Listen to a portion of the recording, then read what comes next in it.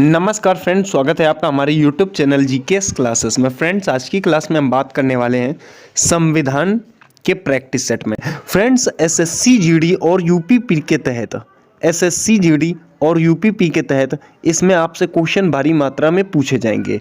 ठीक है, तो आपको एक बात ध्यान रखनी है कि फ्रेंड्स, उससे पहले यदि आपने हमारी संविधान की मैराथन क्लास या फ्रेंड्स अलग अलग पार्ट में प्रोवाइड की गई क्लास नहीं देखी, तो या तो मैराथन देख लो या तो अलग अलग पार्ट की क्लास देख लो। इसका लिंक आपको डिस्क्रिप्शन में मिल जाएगा, वहां पर आपको सारा संविधान करा दिया गया है। तो चलिए फ्रेंड्स, बात करेंगे एक छोटे से प्रैक्टिस सेट में। तो इस प्रैक्टिस सेट का अध्ययन करने वाले हैं। आप देखिए फ्रेंड्स, कितने क्वेश्चन इसमें सटीक कर पाते हैं। यदि आपका स्कोर 20 और 25 के बीच में रहता है तो हमें कमेंट बॉक्स में जवाब जरूर दीजिएगा। ठीक है फ्रेंड्स, चलिए तो स्टार्ट करते हैं। देखिए आपके पास पहला क्वेश्चन क्या कहना चाहता है। कह रहा है भारतीय संविधान सभा की संघीय शक्ति समिति के अध्यक्ष कौन थे। तो फ्रेंड्स, ऑप्शन है आपके पास सरदार वल्लभ भाई पटेल, डॉक्टर BR अम्बेडकर, अल्लादी कृष्णा स्वामी अय्यर या पंडित जवाहरलाल नेहरू। तो पहले का जो आंसर हो जाएगा फ्रेंड्स, वो हो जाएगा जवाहरलाल नेहरू। कहने का मतलब है आपका ऑप्शन ए सही हो जाएगा। ठीक है फ्रेंड्स, वहीं फ्रेंड्स अगर आगे बात करें तो जैसे कि आपका उत्तर तो पंडित जवाहरलाल नेहरू हो गया।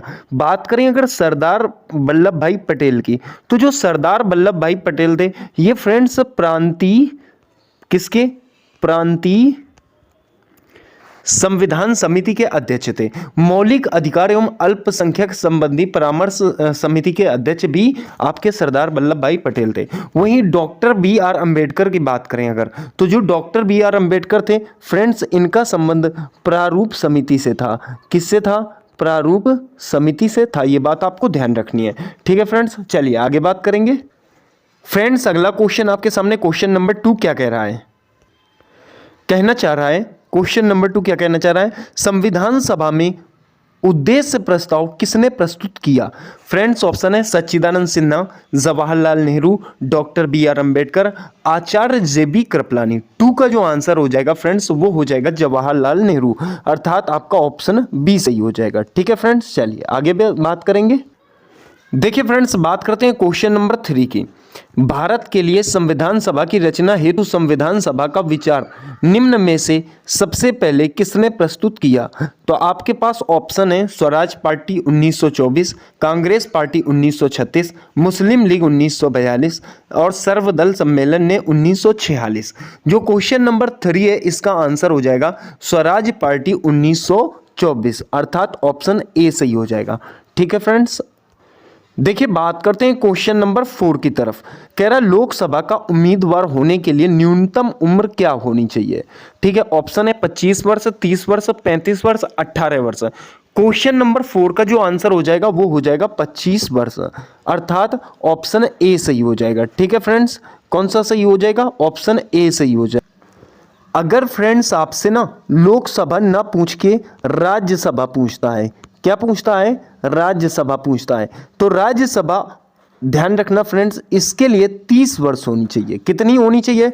राज्यसभा के उम्मीदवार होने के लिए न्यूनतम आयु 30 वर्ष होनी चाहिए, लोकसभा के लिए 25। चलिए आगे देखेंगे। देखिए फ्रेंड्स, क्वेश्चन नंबर 5 आपके सामने। निम्नलिखित में से राष्ट्रपति किसकी नियुक्ति नहीं करते हैं। ठीक है, ऑप्शन है मुख्यमंत्री, अल्पसंख्यक आयोग के सदस्य की, भाषा आयोग के सदस्य की या फिर राज्यपाल की। क्वेश्चन नंबर 5 का आंसर हो जाएगा मुख्यमंत्री की। ठीक है फ्रेंड्स, क्या हो जाएगा आंसर? मुख्यमंत्री, अर्थात ऑप्शन आपका ए सही हो जाएगा। वहीं बात करें फ्रेंड्स, अगर फ्रेंड्स ये कहता है कि अगर मुख्यमंत्री की नियुक्ति राष्ट्रपति नहीं करता तो कौन करता है, तो आपको याद रखना मुख्यमंत्री की नियुक्ति राज्यपाल करते हैं। कौन करते हैं फ्रेंड्स? राज्यपाल करते हैं। चलिए आगे देखेंगे। देखिए बात करते हैं क्वेश्चन नंबर 6 की। राजेंद्र प्रसाद को देश रत्न की उपाधि किसने दी। ठीक है, राजेंद्र प्रसाद को देश रत्न की उपाधि किसने दी। तो देखिएगा, महात्मा गांधी, वल्लभ भाई पटेल, राजा राम मोहन राय, अली जिन्ना। तो फ्रेंड्स 6 का जो आंसर हो जाएगा वो हो जाएगा हमारा महात्मा गांधी। ठीक है, तो यहां पर ऑप्शन ए सही हो जाएगा। ठीक है फ्रेंड्स, कौन सा सही हो जाएगा? ऑप्शन ए सही हो जाएगा। कहने का मतलब है राजेंद्र प्रसाद को देश रत्न की उपाधि महात्मा गांधी जी के द्वारा दी गई। बात करेंगे क्वेश्चन नंबर 7 की। निम्नलिखित में से कौन प्रारूप मसौदा समिति का सदस्य नहीं था? ठीक है, कौन नहीं था फ्रेंड्स? तो ऑप्शन है आपके पास जवाहरलाल नेहरू, मोहम्मद सदाउल्लाह, के.एम. मुंशी, गोपाल स्वामी अयंगर। 7 का जो आंसर हो जाएगा वो जवाहरलाल नेहरू हो जाएगा। कहने का मतलब है जवाहरलाल नेहरू मसौदा समिति के सदस्य नहीं थे। ठीक है, देखिए वहीं बात करेंगे क्वेश्चन नंबर 8 की। संविधान का अनुच्छेद 123 किससे संबंधित है? देखिए ऑप्शन है राष्ट्रपति के अध्यादेश से, सुप्रीम कोर्ट के सलाहकार क्षेत्राधिकार से, या जम्मू कश्मीर की विशेष स्थिति से, या चुनाव आयोग से। तो इसका आंसर हो जाएगा फ्रेंड्स राष्ट्रपति के अध्यादेश से। कौन सा फ्रेंड्स? ऑप्शन ए सही हो जाएगा। कहने का मतलब है 123 अनुच्छेद राष्ट्रपति के अध्यादेश से संबंधित है। ठीक है फ्रेंड्स, चलिए लेकिन एक बात और समझ लीजिए फ्रेंड्स, अगर मैं कहूं ऑप्शन बी देखिएगा, अगर मैं कहता हूं सुप्रीम कोर्ट का सलाहकार क्षेत्राधिकार किस अनुच्छेद से संबंधित है, तो 1143, कहने का मतलब है अनुच्छेद 143 से संबंधित है। वहीं अगर कहता हूं जम्मू कश्मीर की विशेष स्थिति किससे संबंधित है, तो फ्रेंड्स ये तो बड़ी इंटरेस्टिंग चीज है। 370 आपने खूब सुनी है, समाप्त कर दी गई है मोदी जी के द्वारा।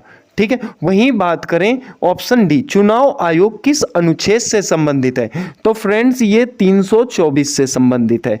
तो आपको चारों चीजें समझ में आ गई होंगी। चलिए आगे देखेंगे। देखिए बात करते हैं क्वेश्चन नंबर 9 की। 9 क्वेश्चन कह रहा है राष्ट्रपति द्वारा भारतीय संविधान में संसद में कितने लोगों को मनोनीत करने की व्यवस्था की गई है? 12, 14, 2 या 24। तो फ्रेंड्स 9 का जो आंसर हो जाएगा वो हो जाएगा आपका ऑप्शन ए, अर्थात 12 सदस्य। राष्ट्रपति द्वारा भारतीय संविधान में संसद में 12 लोगों को मनोनीत करने की व्यवस्था की गई है। चलिए फ्रेंड्स आगे देखेंगे। देखिए बात करते हैं क्वेश्चन नंबर 10 की। 10 कह रहा है किसी भी राज्य का संवैधानिक प्रधान किसे माना जाता है? ऑप्शन है राज्यपाल, प्रधानमंत्री, मंत्रिपरिषद, राष्ट्रपति। 10 का जो आंसर हो जाएगा फ्रेंड्स वो हो जाएगा आपका ऑप्शन ए, अर्थात राज्यपाल। कहने का मतलब है किसी भी राज्य का संवैधानिक प्रधान राज्यपाल को माना जाता है। देखिए क्वेश्चन नंबर आपके पास आ गया 11। कह रहा है भारतीय संविधान में नीति निर्देशक तत्व किसके लिए हैं? नीति निर्देशक तत्व किसके लिए हैं?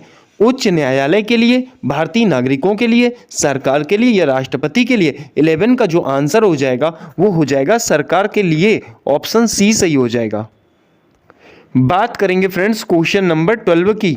राष्ट्रपति का रिक्त स्थान भर लिया जाना होता है, तो ऑप्शन क्या कह रहा है? 1 महीने में, 3 महीने में, 14 दिन में, 6 महीने में। 12 का जो आंसर सही हो जाएगा वो हो जाएगा 6 महीने में। ऑप्शन डी सही हो जाएगा। ठीक है फ्रेंड्स, चलिए देखिए फ्रेंड्स क्वेश्चन नंबर 13। भारत के संविधान के किस अनुच्छेद के अंतर्गत भारत के राष्ट्रपति पर महाभियोग चलाया जा सकता है? अनुच्छेद 61, अनुच्छेद 75, अनुच्छेद 76, अनुच्छेद 85।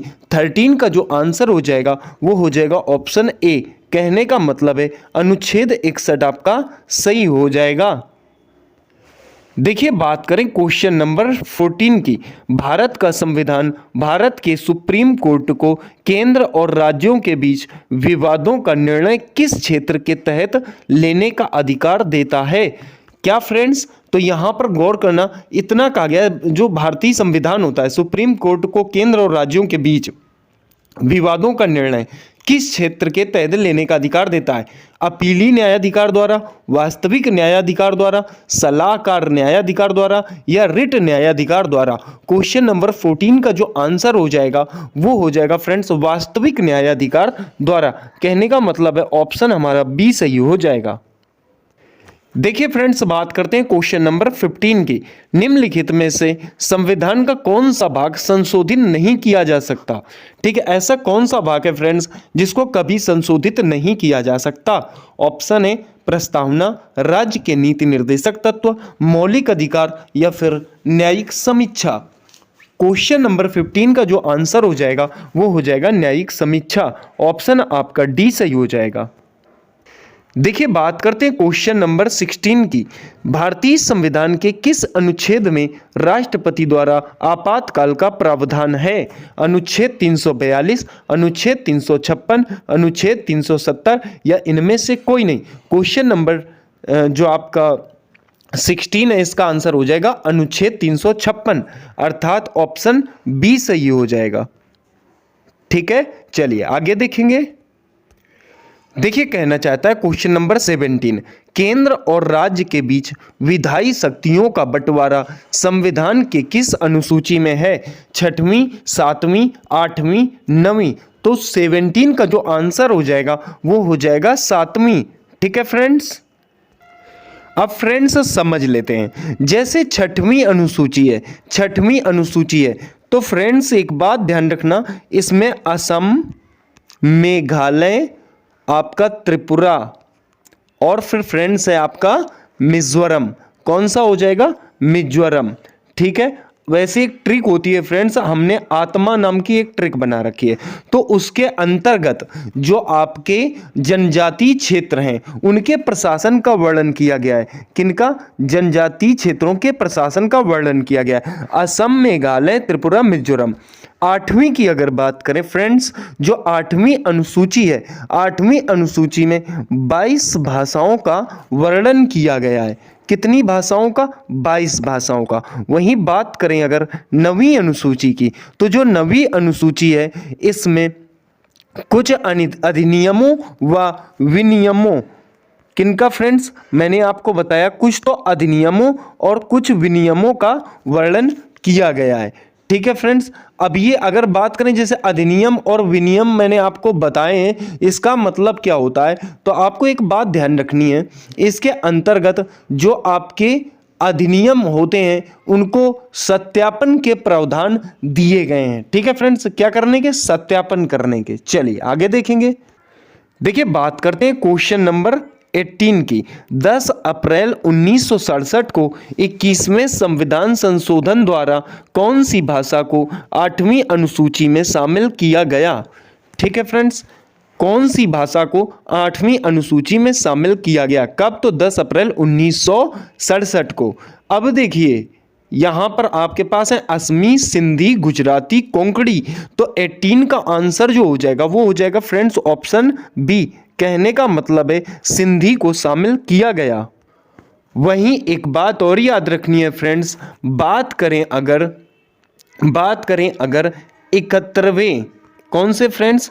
71वें संविधान संशोधन की, तो आपको ध्यान रखना है जो 71वां संविधान संशोधन हुआ था उसके तहत एक तो आपकी कोंकणी हो गई फ्रेंड्स, एक हो गई आपकी मणिपुरी। ठीक है, मणिपुरी, और एक हो गई आपकी नेपाली।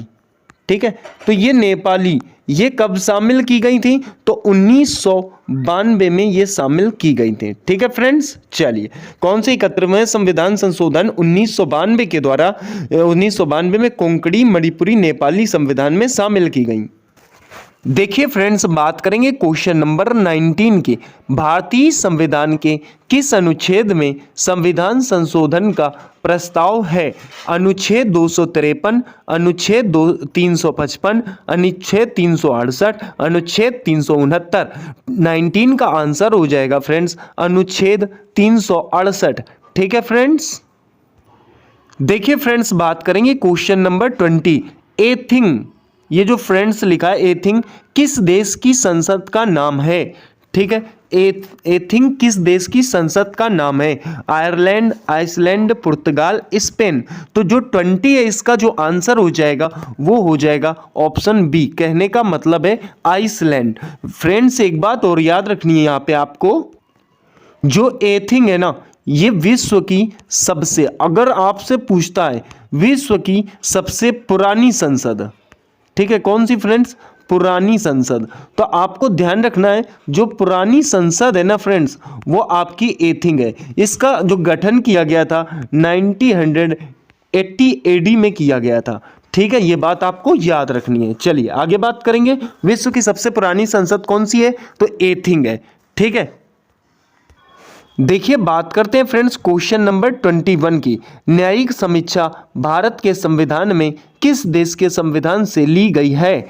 ऑप्शन है आपके पास USSR, USA, Japan, New Zealand. Question number 21 का जो आंसर हो जाएगा ऑप्शन बी सही हो जाएगा।